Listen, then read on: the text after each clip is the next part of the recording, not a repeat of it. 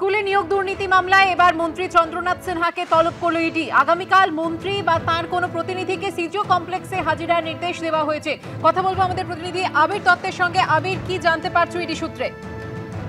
দেখো, যেটা ইডি সূত্রে জানা যাচ্ছে যে তল্লাশি অভিযান চালানো হয়েছিল মন্ত্রী চন্দ্রনাথ সিনহার বাড়িতে।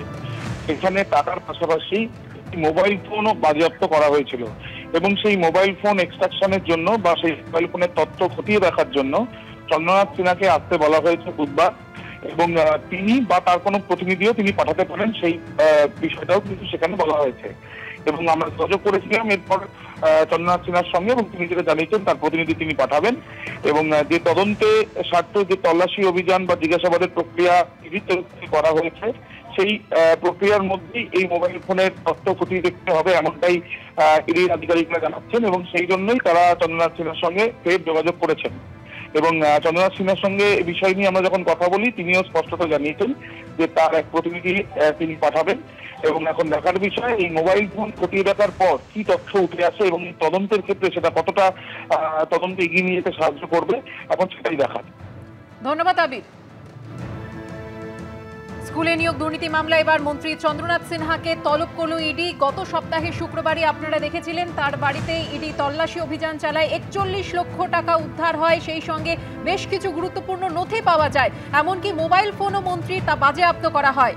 যুব তৃণমূলের বহিষ্কৃত নেতা কুন্তল ঘোষের বাড়িতে তল্লাশি চালিয়ে যে রেজিস্টার উদ্ধার হয় সেই রেজিস্টারে মন্ত্রী চন্দ্রনাথ সিনহার নাম ছিল, এমনটাই ইডি সূত্রে দাবি করা হয়েছিল। সেই কারণেই তল্লাশি অভিযান। আর এবার যেমনটা জানা যাচ্ছে, স্কুলে নিয়োগ দুর্নীতি মামলায় মন্ত্রী চন্দ্রনাথ সিনহাকে বা তার কোনো প্রতিনিধিকে আগামীকাল সিজিও কমপ্লেক্সে হাজিরার নির্দেশ দেওয়া হয়েছে।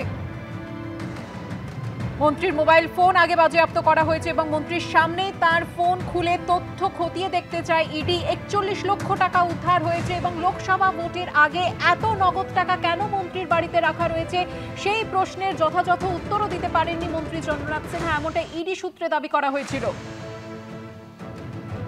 আর ইতিমধ্যেই মন্ত্রী জানিয়ে দিয়েছেন তিনি ইডি দপ্তরে তাঁর প্রতিনিধিকে পাঠাবেন। আগামীকাল মন্ত্রী বা তাঁর কোনো প্রতিনিধিকে হাজিরার নির্দেশ দেওয়া হয়েছিল সিজিও কমপ্লেক্সে, এবং তারই প্রেক্ষিতে মন্ত্রী জানিয়েছেন তাঁর প্রতিনিধি আগামীকাল ইডি দপ্তরে যাবেন। যে দিদির হাত ধরে কীর্তি আজাদ এসেছেন তারই পা টলছে, তার বাড়ির লোকই তাকে ধাক্কা মেরে ফেলে দেয়। বাংলার মানুষ কখন ধাক্কা মারবে উনি বুঝতেই পারবেন না। দুর্গাপুরে প্রচারে বেরিয়ে মন্তব্য বর্ধমান দুর্গাপুর কেন্দ্রের বিজেপি প্রার্থী দিলীপ ঘোষের।